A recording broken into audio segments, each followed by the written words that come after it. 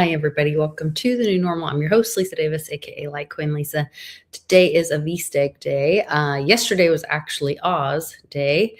If you guys watch Skullcap, you know that 14 or 41 are Oz and nods to Oz. So we'll talk a little bit about that. We're going to take a break from our comic book, The Ultimate Oz, and we are going to talk about Artemis and some aliens. We'll be right back with Ben right after this.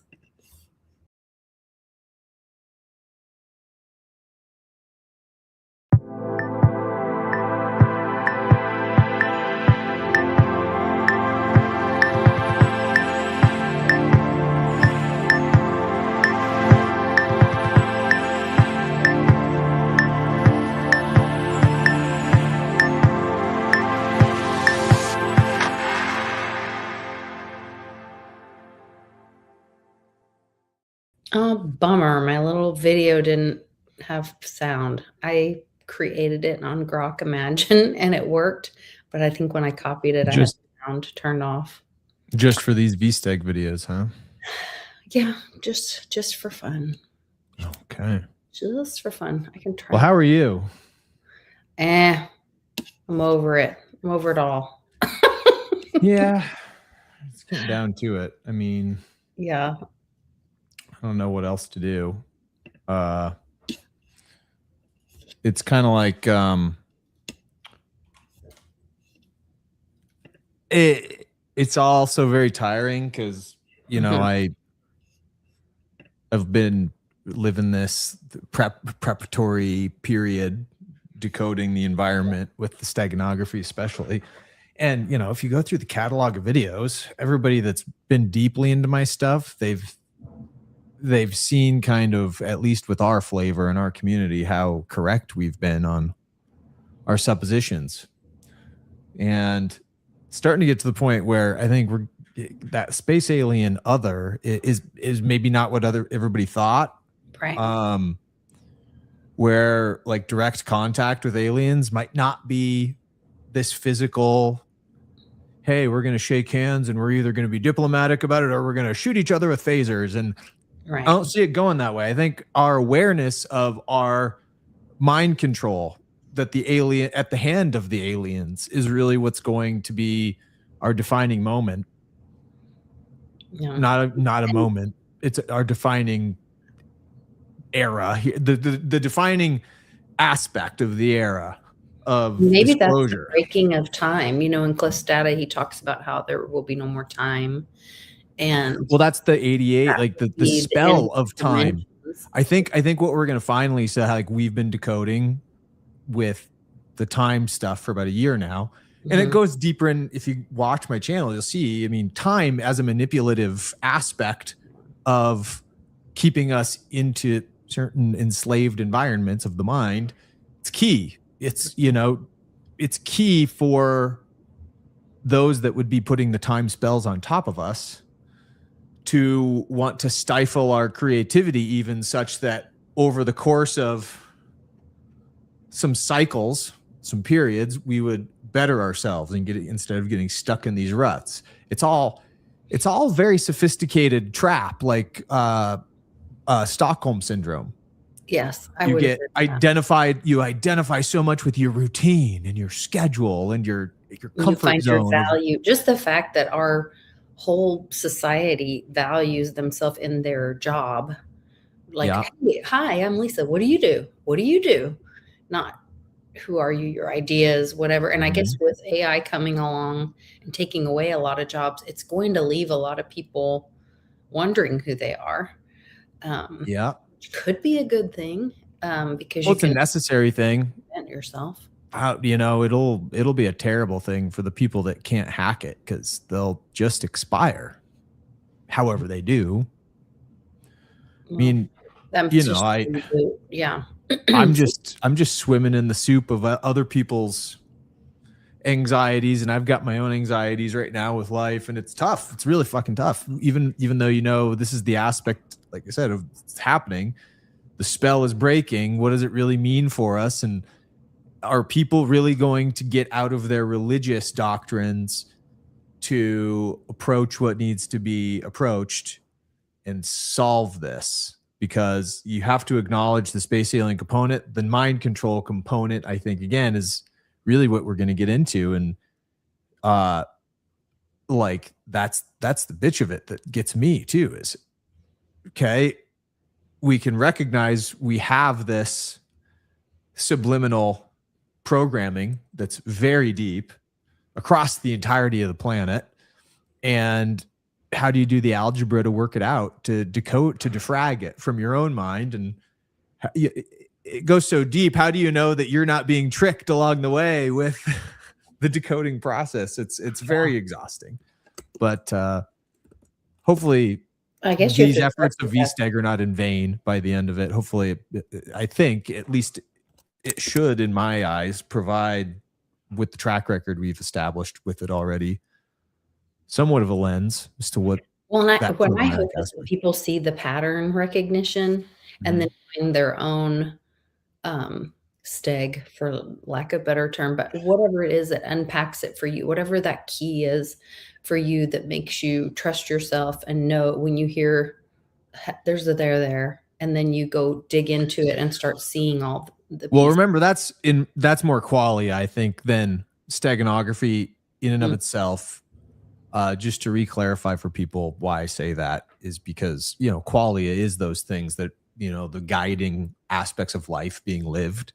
Yeah, I think those are more confirmations, not like always the puzzle for me. Well, right. And I mean, steganography very purposefully is placed into view. That's the whole point of the encoding of it. It's, if you go even just look at what steganography is from a software programming perspective, software programmers use steganography to embed watermarks in actual images, for instance, that you can't see with the naked eye. You have to like pick up the metadata of the file in order to see the inconsistency.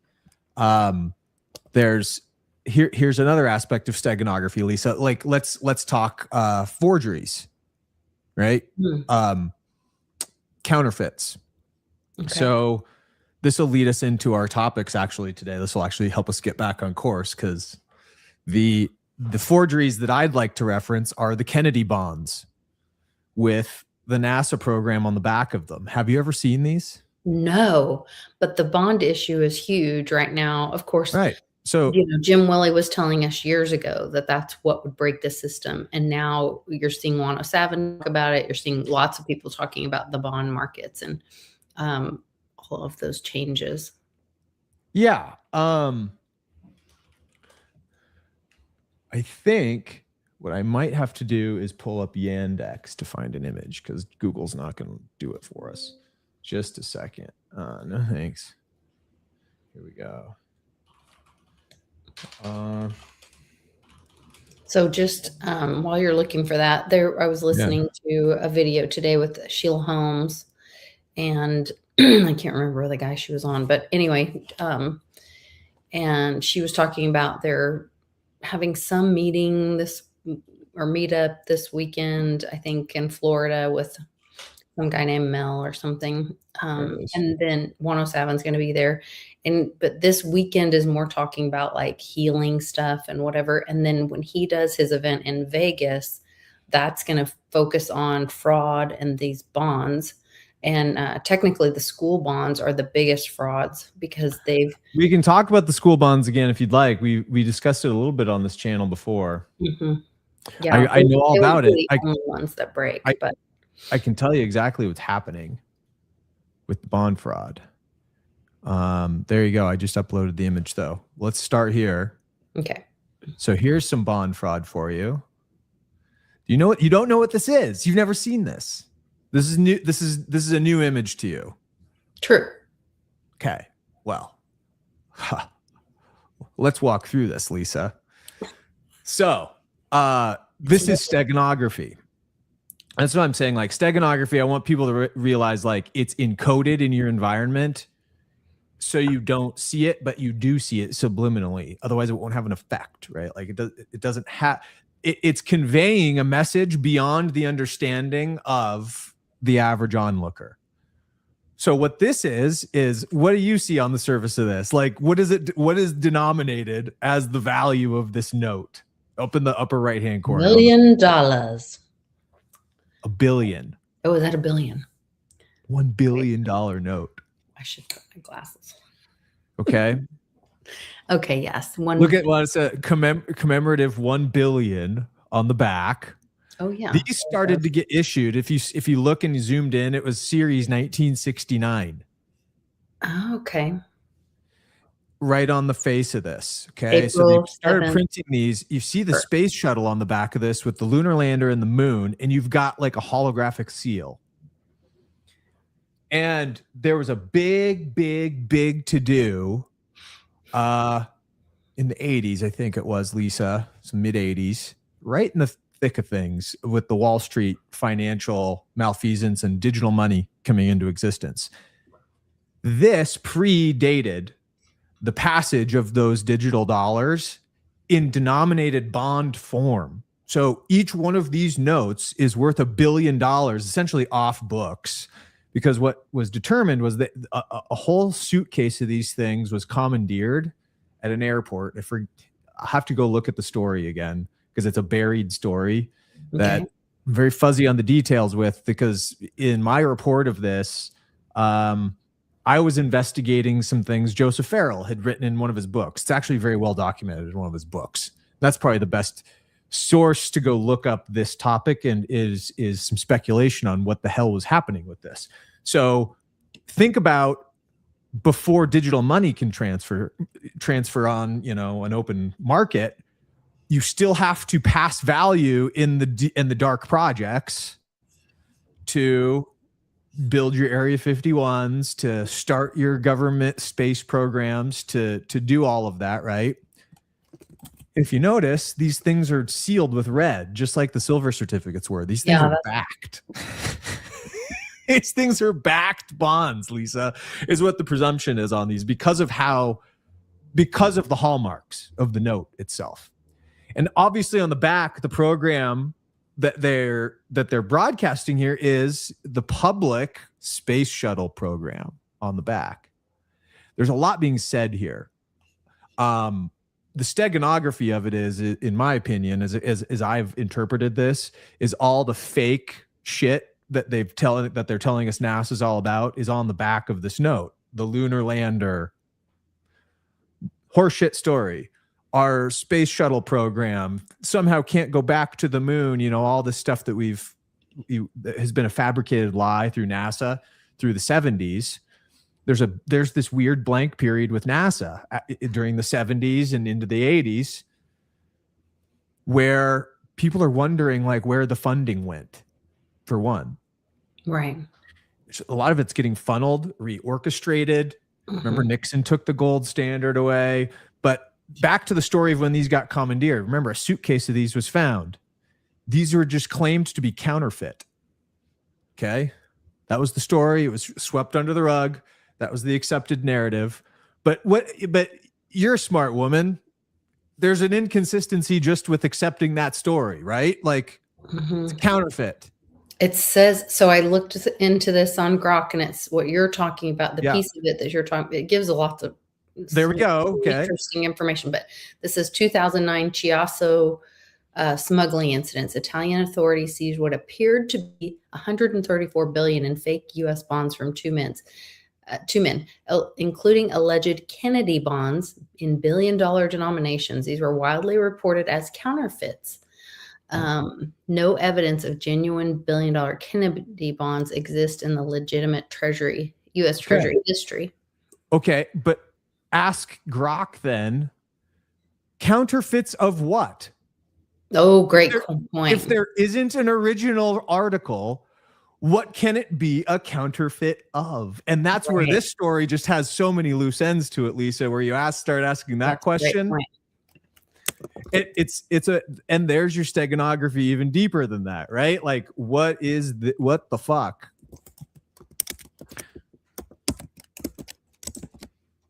Okay. So what are the bonds counterfeits of? And it's, oh God, Lord, it's going. It's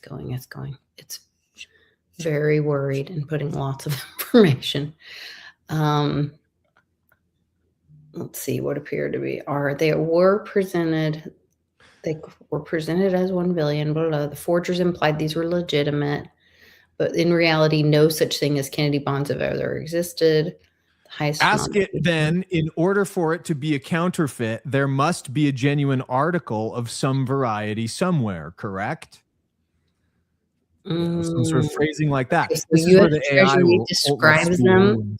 So this is how the counterfeits were made. The U.S. Treasury described them as poor to mediocre fakes, often created by using photo editing software to alter images of real, smaller. It doesn't answer the core question. You see, it just dances around it. Well, It doesn't answer the core question unless it can answer what they are counterfeits of. It doesn't matter how they were made.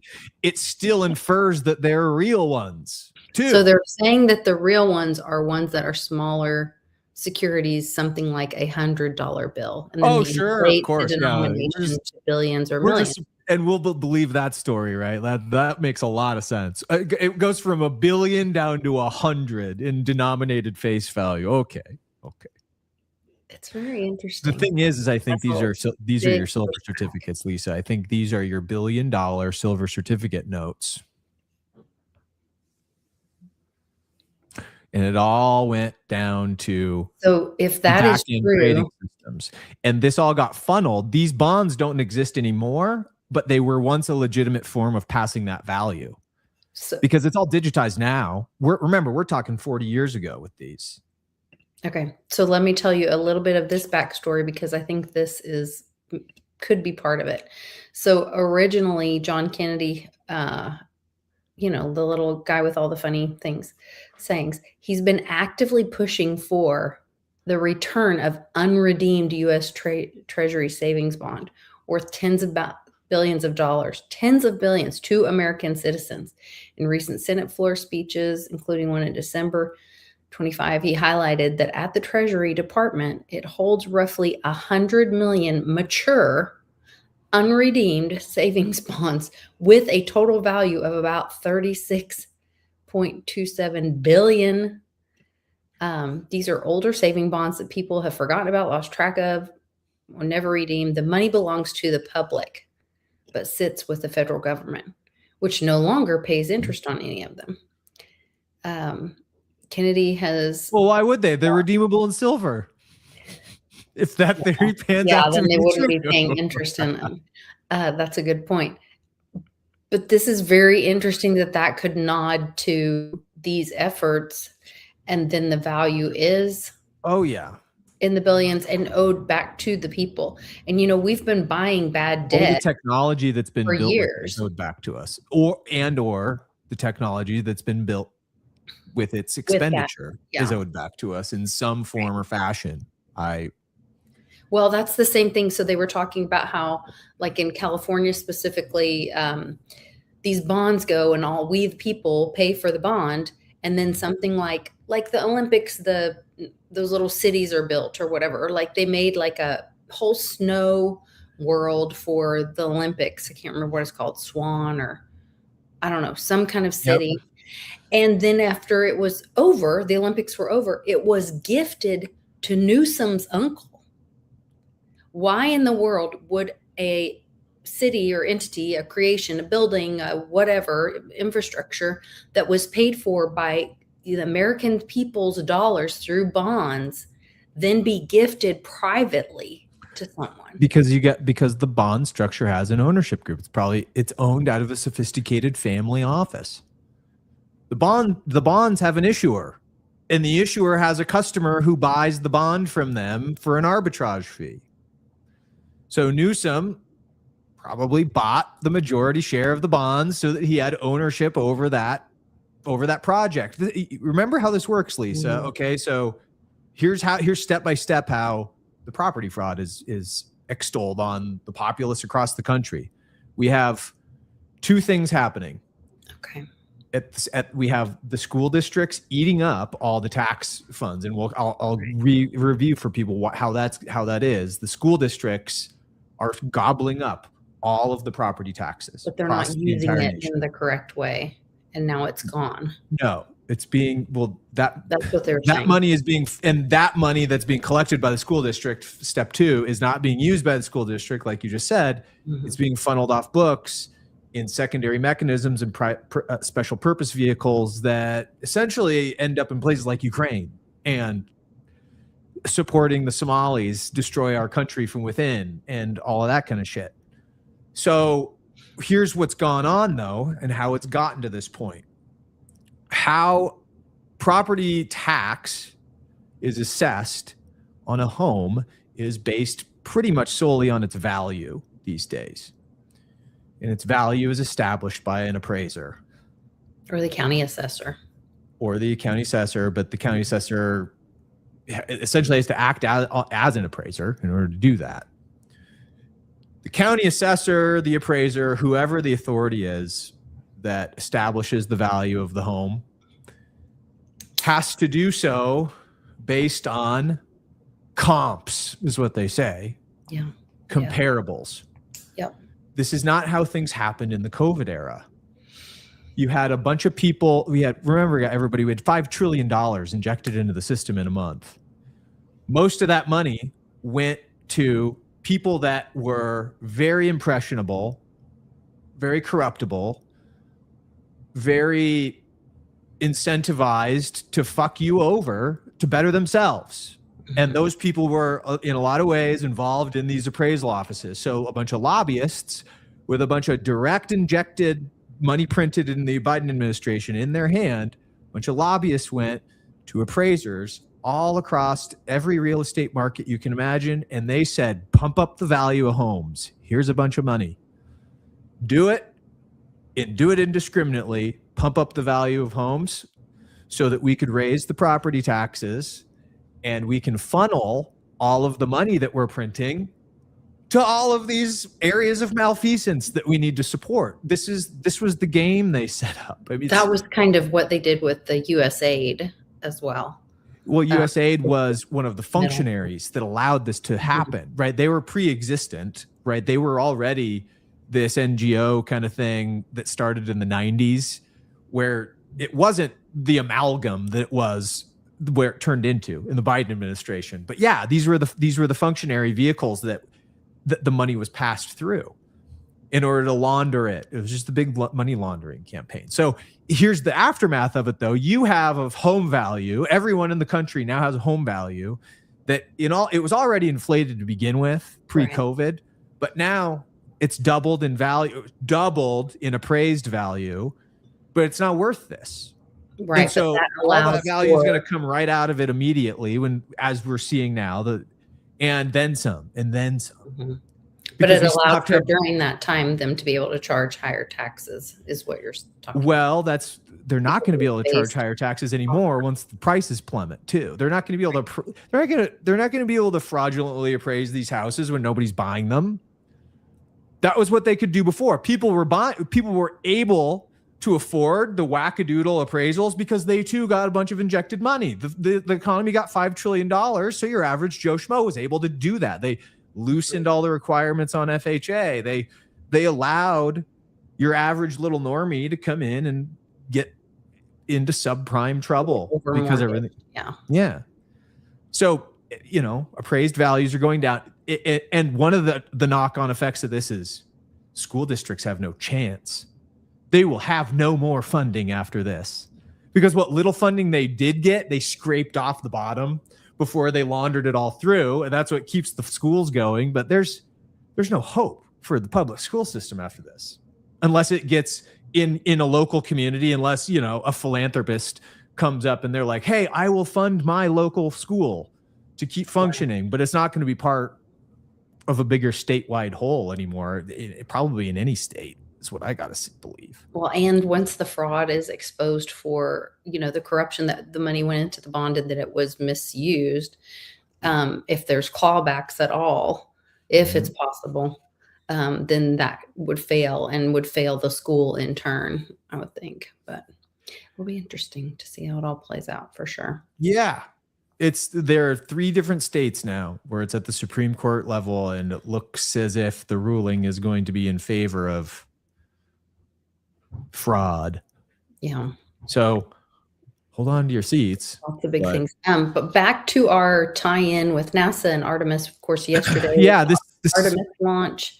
Yeah. And it was also a full moon, a full pink moon at almost the same time. The Artemis, I think, launched at 6:30, and the full pink moon was primed at a couple hours later to be in prime position. So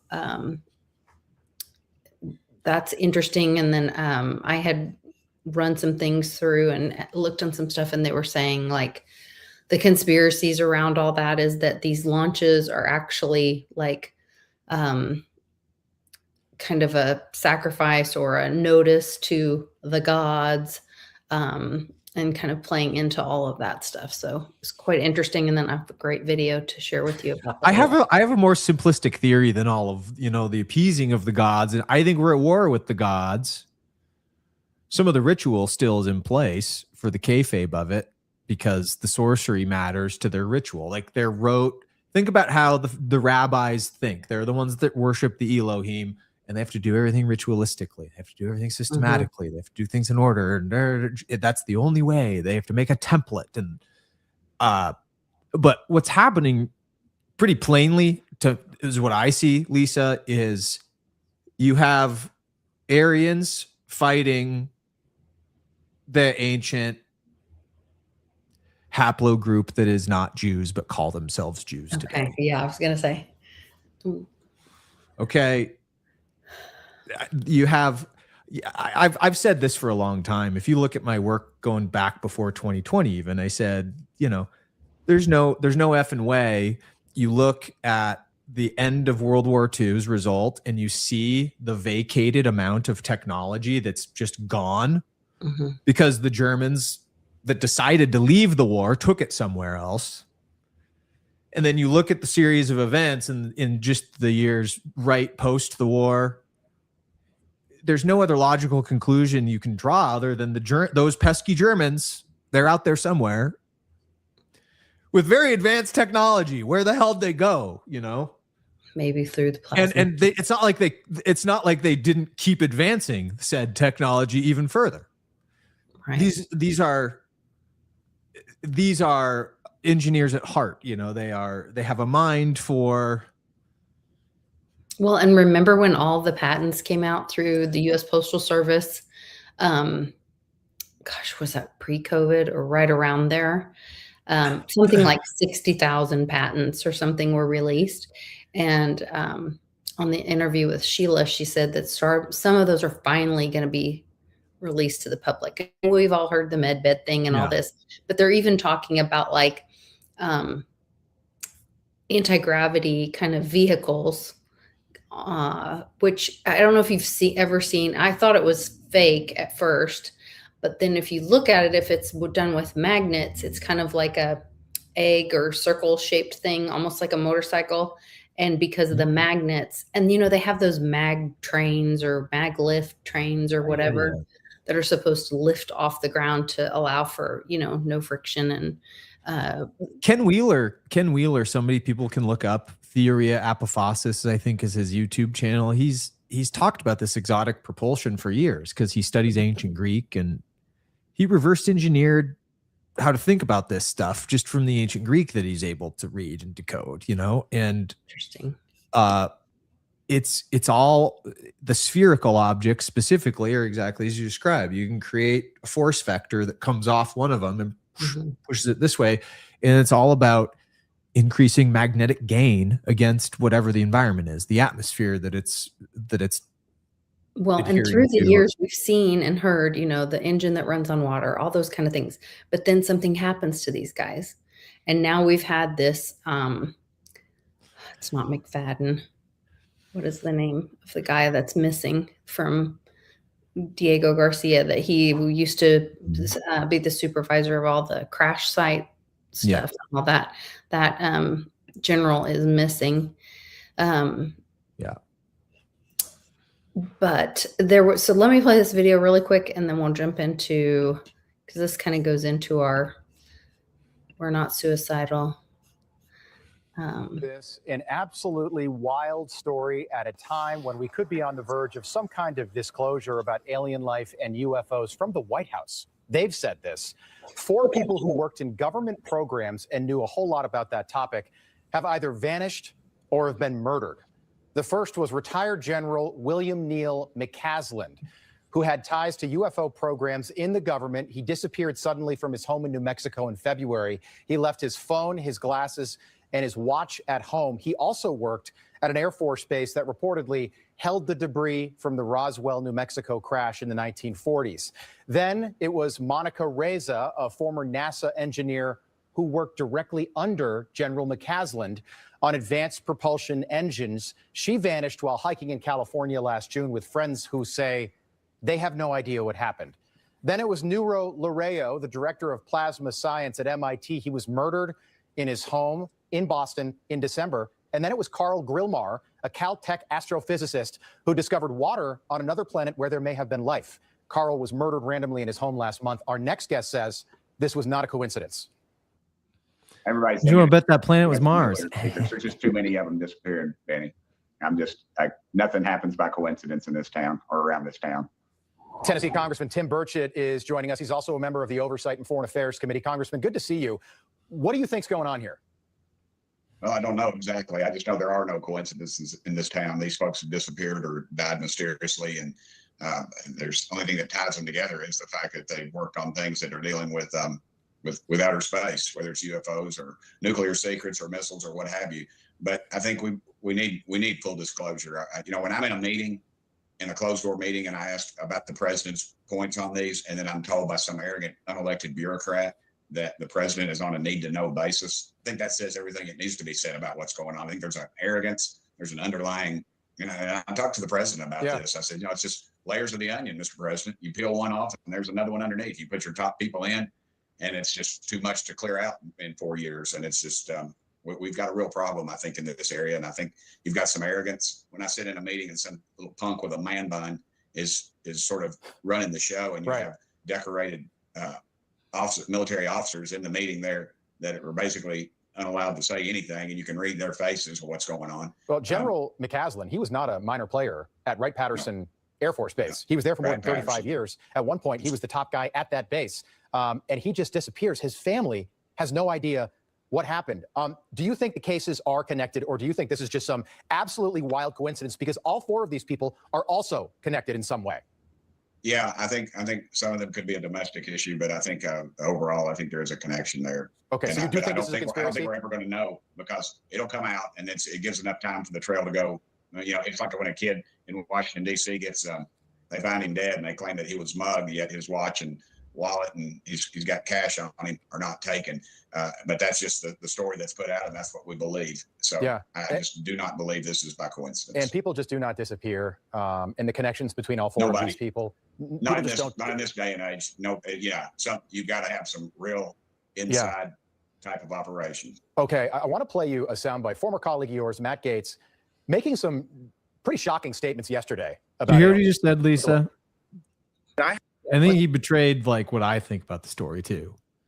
You've got to be a part of some real inside operation. That's what he said right there at the end, right? So before Benny gets in on this, is that Benny that you put up there? Yeah. Mm-hmm. Okay, so this is also steganography in a lot of ways. It's messaging. It's conveying purposefully what you might need to see is missing from the equation.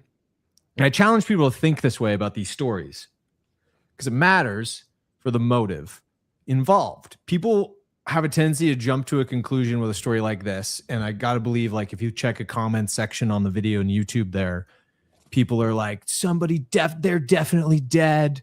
Whoever took them needed to silence them. Who was it that took them to silence them, and all this shit, right? That's the typical response you see on these anyway. Correct? But I don't know, humor me. Let's look at the comments. What are people saying on this? We need to protect children from border. Yeah. It's not even including all the missing people. This man is one of the few, I believe. We haven't got into the part about why they're missing.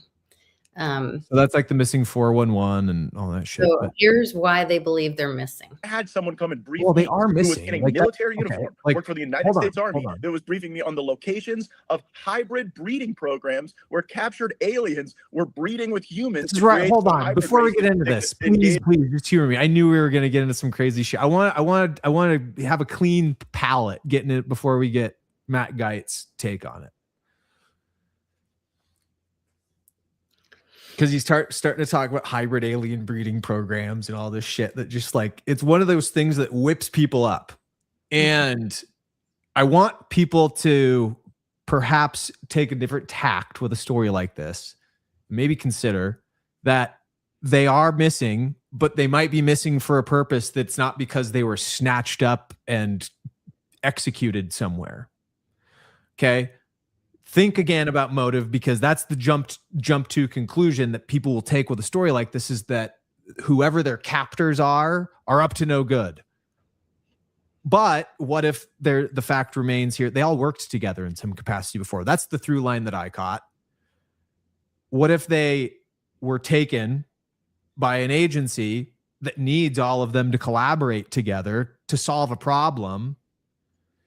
And it also solves a problem of disclosure that maybe this agency wants, because it now there's now this big empty space out there where people are asking questions. Well, they're missing. What could it mean? I would agree with you if it was just people like General McCaslin missing, but when there are over 800,000 children missing every year. Well, we know why the children happen. We know why the children happen. That's a harvesting campaign. Right, but I don't think it may be just humans harvesting them. But I would say that this doesn't serve, if you look at the motives of a person, if you argue that the captor of scientists like this would have a motive to kill them, it doesn't serve their interests very well to have a publicity story like this circulating around Twitter and shit. It doesn't. They want to keep this shit secret. That's why we didn't know about the 800,000 missing children for 40 fucking years, because the propaganda around it was so strong. But that's why we're at a different place now. Now it's the revealing of all that's gone on in the past. Right. But I think I would argue that these scientists they might be alive. I might argue that the likelihood that they're alive and collaborating together on something because it's necessary carries with it, a possibility that I'm willing to entertain more than they're held captive by whoever it's inconvenient for them to, be discovering technology and shit in behest of, because those people, again, are not going to want a publicity story like this. And they're smart enough to probably not take all of them in quick succession. It's what I argue about the MH370 event too, the Malaysian Airlines. Yeah. I think those people all got taken away, maybe not for something as nefarious as everybody assumes, because it doesn't serve the interests very well of the people who would try to silence them, because immediately the flight manifest came out even back then. And it's like, why were all these, it's all scientists escaping with U.S. Technology to try to take it to China was the storyline. Yeah. Right. And so in order to protect that, there's so many dynamics at play here. Before we get into, Matt Geitz and the hybrid aliens, I just wanted to voice that for people, because I think there's probably a very parsimonious explanation for events that are happening like this. And they are curious, and they are mysterious, and they do matter. They do matter, but how do they matter? I think we should examine all the angles of that, right? Before. I just think it's more of the exposure and trying to, meet people kind of where they are, and talking about the soft release of what is an alien. Like it when gets the public all propped up. What does that mean? So yeah, it's just an unpacking, and I guess it takes some pretty dramatic stories in that, but in intergalactic communication, aliens that were living were enforced breeding programs with humans that had been abducted from war zones and from even the caravans of migrants. All right. I mean, I don't have the tinfoil hat on just yet, Congressman, but I'm wondering, kind of how you react to that, because you are connected. You're on the UFO subcommittee. I mean, I'm just wondering what you make of that. Have you heard anything like that? Well, I'm still a member of Congress, so I can't really comment too much on what Matt said. But I will say this. Wait, seriously? Are you being serious, or is that I'm being 100% serious? Okay. I've been 100% serious. I've been briefed by just about every alphabet agency there is. And I'll just tell you this, if they would release the things that I've seen, you would stay up, you'd be up at night worrying about or thinking about this stuff. We just need to disclose it all. I'm sick of it. Well, I was briefed. I'll just tell you this. I was briefed last week on an issue, or excuse me, 2 weeks ago. And it would have set the earth on this country would have come unglued, I think, if they would have heard all that I heard. They would demand answers, and we need to. But it's never going to get. Unfortunately, it just keeps getting covered up, and the people that know are dying or disappearing, as the case may be. Wow. And for the record, I'm not suicidal, and I don't take risks.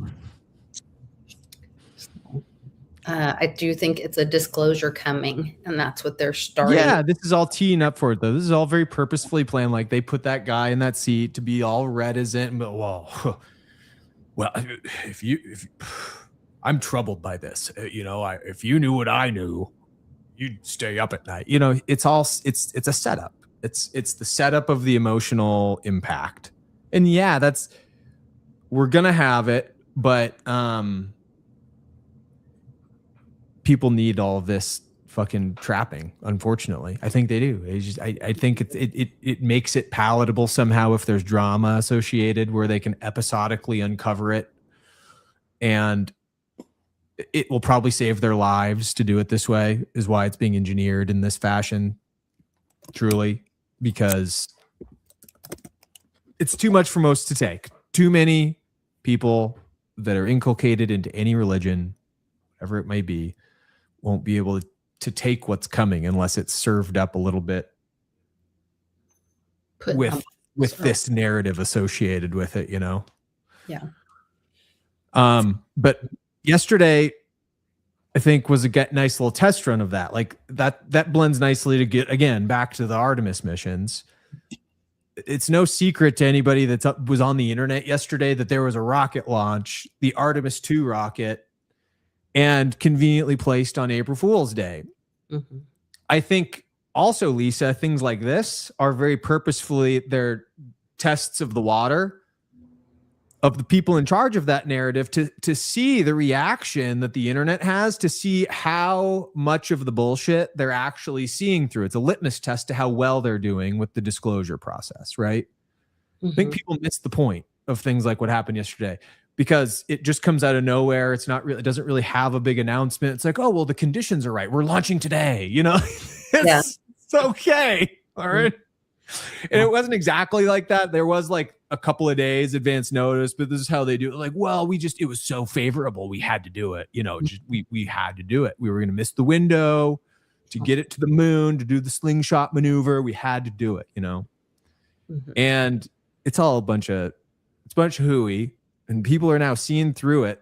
That happened on April Fool's Day. They're now associating these key ritual events, how they're conveyed with the bullshit artist spectrum of things. And so I think the people in charge of that narrative, I hesitate to call them the Templars, because I don't know what guys they take on these days. Right. But our ancient Templar buddies are true fighters of the goddess, because that'll factor in this whole goddess worship thing with the Cathars and the Templars. This factors in the rituals of Artemis itself. Okay. Which is interesting. We can get to that. The sister of Apollo. Well, right, but Context. You have this whole narrative from the beginning. Remember when they did the whole Katy Perry and the women in the fucking Blue Origin thing? We did a show on that, in fact. But I think I must have. I probably couldn't have helped myself if I know myself well enough to have mentioned at least the Artemis moon mission plans from back in 2018. Okay. when they were planning to land the first woman on the moon. That was the whole narrative. And the articles that I had in my archive conveniently don't work. Link's broken, all these plans to land a woman on the moon. But I had a whole video series that I put some links in your description box. Yeah. You want me to do the first one for people whenever. Let's see here. There's like 3 or 4 videos I did back in 2020 that describe the clear driving force of this collective in the shadows that's trying to reignite the feminine and take it back from the bastardization that it's been under, the spell it's been under, with this other faction that's been in charge. It makes sense with all the trans stuff. Right. Because that is like another name stealer of women. And that's what Ozma was all about in our little book, too. That was actually... Right. It's part of that whole thing. It's like the reinvigoration of the goddess. And so we'll get into that next week, guys. We'll keep decoding the Oz book, but this NASA stuff came up this week. But if you look up... do me a favor and look up the NASA. There it is. Look at this. Okay. There you go. So this is planned for 2024 to land a woman on the moon. This was the year that Trump was campaigning, remember, to become president. And these things came back up. I did some more decodes related to this back then. But if you look up the Artemis logo, Lisa. Okay. Let me see what I can find. It's a lambda with a river of menstrual blood. Oh, dear going God. Through it. Oh, I'm not kidding you. Yeah. And of course, the Smithsonian is the one sharing. So you see the moon, which controls the menstrual cycle, has the blood tether to the earth through the underneath the lambda. I mean, this is so like in your face, classic V-Steg, right on the nose. It's not even funny. Like that's what this is. There's a hijacking of the mind, which is what the lambda is. That they're hijacking the wavelengths of the manipulative frequencies. And that goes to, when we were talking about time earlier, that we really are in, if we went by the moon, we would have 13 months and 28-day cycles. 28-day cycles, yeah. No leap year, all of those kinds of things. Yeah, that's all part of throwing you out of phase and your circadian rhythm's all off because you're not, it's a month for a reason. Yeah. 1 month is 28 days. 1 month. Moon day is Monday. It starts off with the fresh day of the cycle. You have all of this encoded in your language. You just you have and David Strait always talked about, what is sept? Well, that means 7. September should be the 7th month. October should be the 8th month. Should be the 8th month. November is like Nueve 9, Dec is 10, and then we're missing, because we're missing a whole month. It actually, April 1st is supposed to be the new year, the first day of the new year.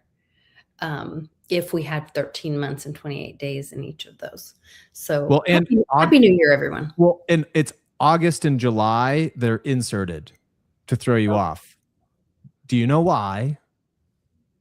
Tell me. There's etymology here. July and August. Those are both of the Caesars, Julius and Augustus. Oh, okay. Interesting.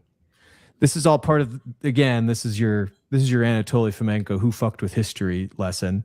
That's all part of, the insertion of Roman history into things, and in order to throw you off further, naming those 2 months after but it's also steganography. Yeah. Do you see? You see how it's very which is different than the qualia that befalls on you. But yeah, Julius and Augustus Caesar, 7th and the 8th month. That's what throws it off. That's why everything's off by 2 months after that. Okay. Interesting. Yeah. So we have Artemis 2. Artemis 1 already went off. It's all about furthering the control spectrum of the Venusian goddess. Templars there's another video they can watch on your channel as well about Saturn. Yep. This is all, if you guys go to this V Cipher community, you see it in the bottom left there. That's where you can find all of Ben's videos, and you can do a search and try to find, use code words and whatever and keywords. And Saturn is Chronos, chronology. Right. Templars worship Venus, though. This is a good book that is really core to some findings in the research. It's called America, the Nation of the Goddess, the Venus Families, and the Founding of the United States. And it really goes to show you really what the founding fathers really were about. No, they weren't your classical Christians. They were more your ancient Christians. Okay. Your Templar Cathars, which is why a lot of, pardon? Part of the conversation yesterday with the Supreme Court hearing on birthright citizenship is if parents, you're just saying if parents come here, but if parents come, then whose domicile do you acknowledge? And that's where when we go back to I think there's this big piece that is the Indian, the Native American, and they talked about naturalizing them after this one law went through and all this. They did this very carefully with the Mandaean culture in the Dakotas. The Templars, they created, here's truly what the Templars would very carefully crossbreed. They didn't take it like Hitler would say and say, no race mixing, and that's actually not really what Hitler thought either. But as everybody believes, as pictured in history, people see Hitler as like this no race mixing, and there's a certain degree of wisdom that goes along with that. Honestly, we've discussed that here, where you lose the adaptation of your haplogroup. That selective breeding has taken many generations to create strengths around. You start to lose and degrade that if you just fuck it all up and say, throw caution to the wind, I'm going to go, whatever. You don't know what you're mixing with. Like just when you breed dogs together of different varieties, you have no idea the health ailments that are going to come, and there are plenty.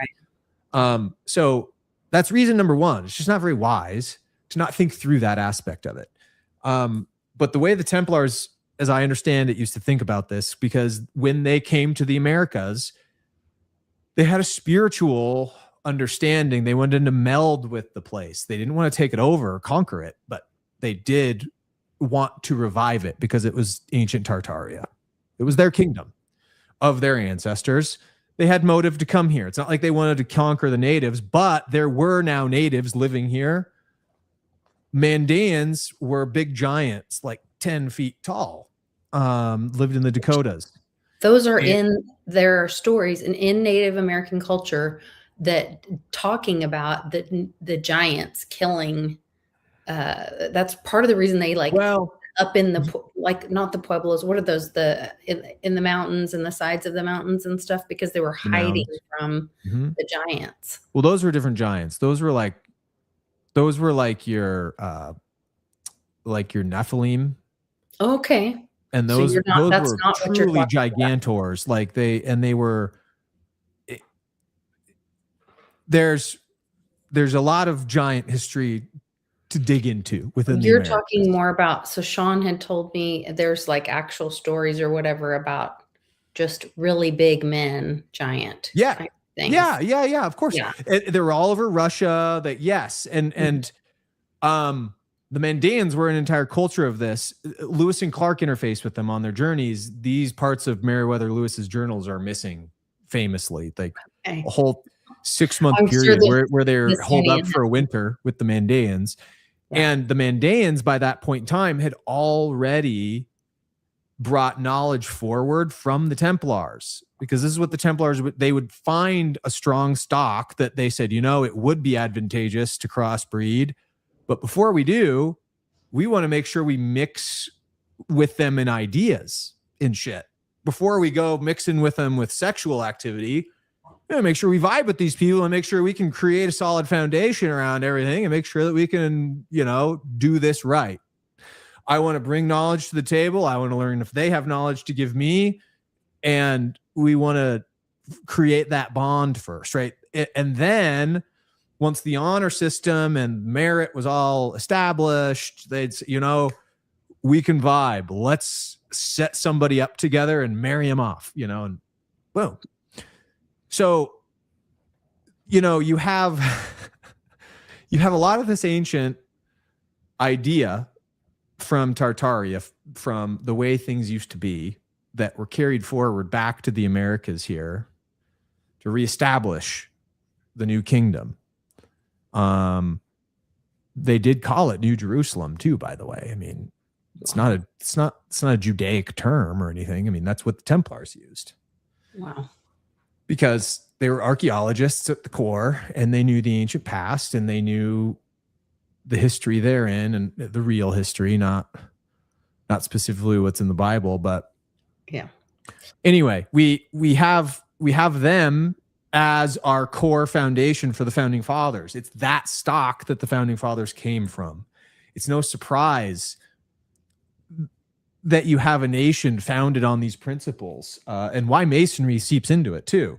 Masonry as a concept isn't anything but realizing mathematics in a divine sense, Okay. how it applies to things. Mm-hmm. It's what you do with it, I guess. Well, it's like a tool. Yeah, it's the practice of all of it that becomes suspect when you get the Jewish magic and Kabbalah over the top of it, bastardized. Hmm.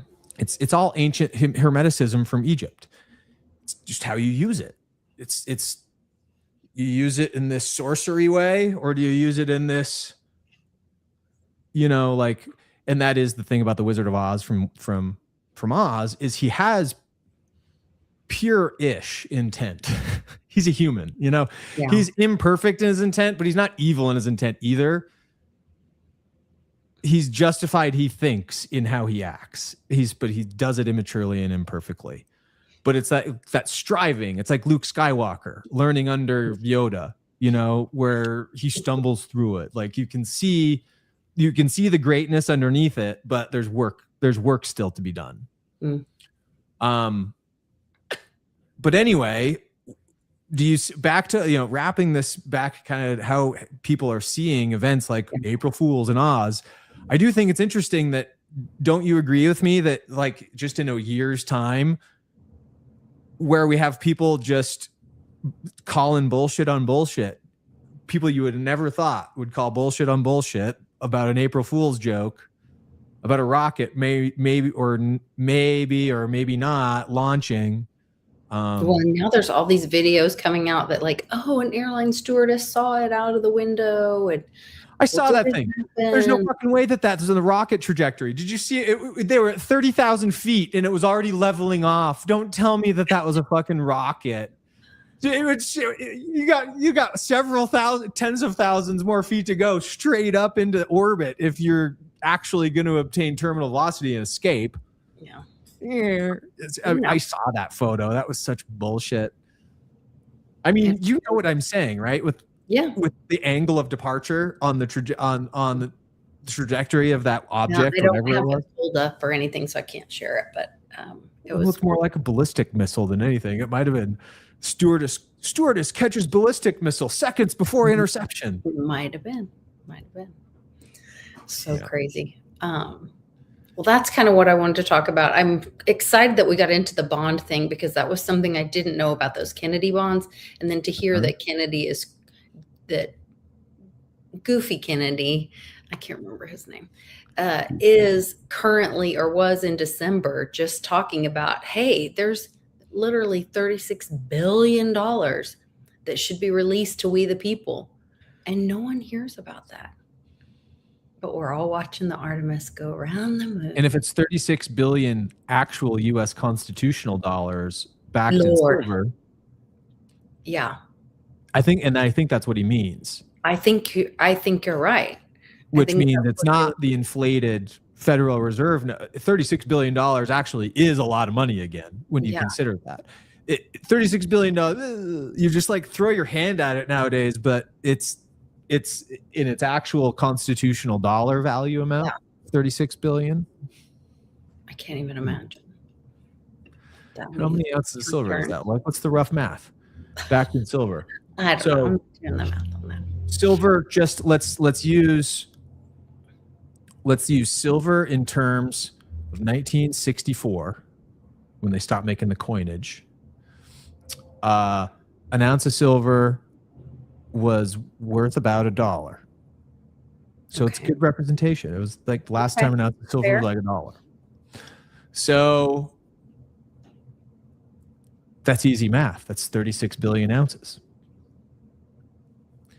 And 36 billion ounces times $1,000 per ounce, let's say.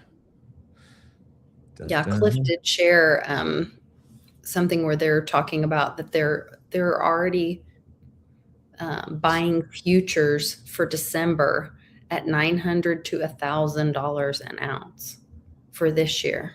Oh yeah, I know. For December, yeah, the futures contracts for delivery for this year.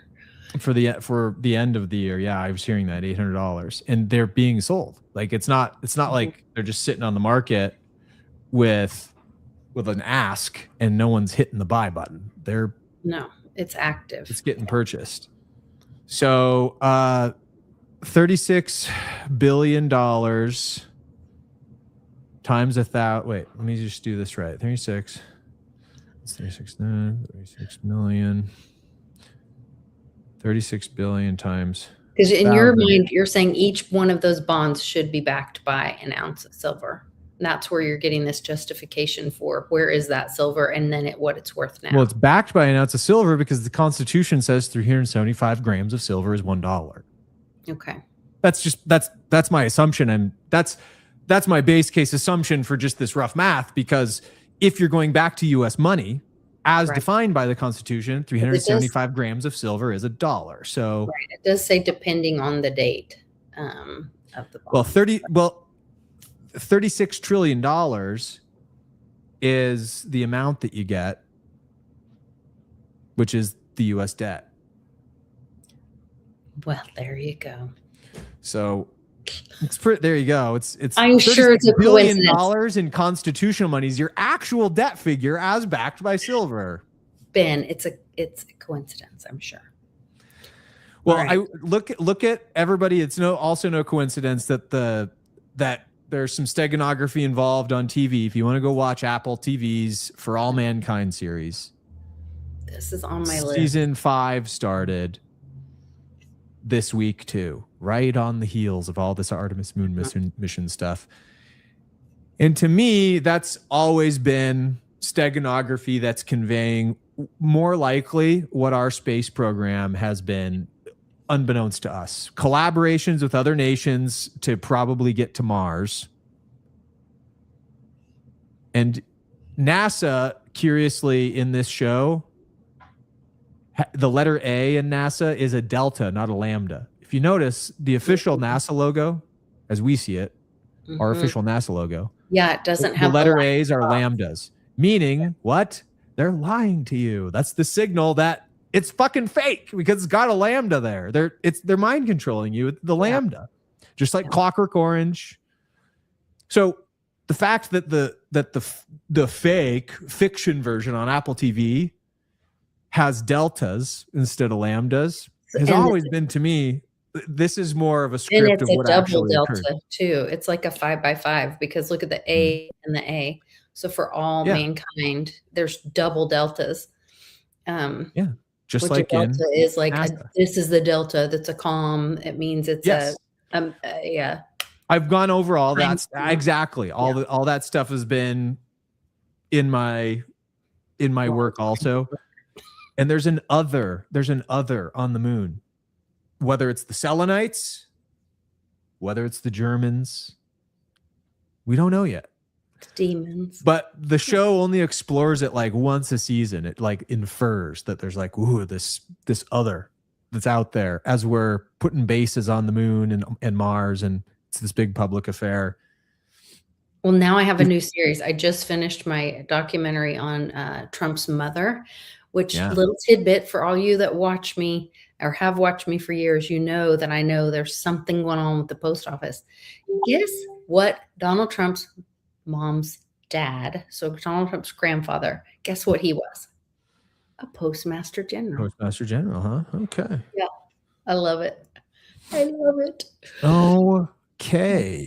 All right. Well, that's amazing. Thank you for jumping to all this, because I really felt like we needed to talk about Artemis and these things going on, the bonds, Probably. and of course, you know, the aliens. So probably. Well, the collective in the backdrop that's fighting the war, actually, guys, it's very apparent who's in control here. The Aryans are back in a big way. And we're going to engineer our way out of this fucking crisis is what's going to happen. It's going to take some time, but it sounds like there's many pathways too.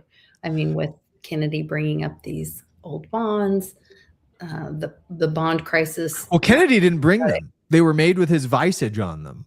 But no. I'm talking about the new Kennedy guy. He's bringing them up again in December. The goofy one, you know, that has all the great sayings. Anyway, all right. I'm going to run and have some good dinner with my wonderful family, but I appreciate you guys. Please give us a like, share. Make sure you go over to vCypher community over on Rumble and like that and do some research. It's a lot of fun watching some of those videos. So thanks, Ben. Later.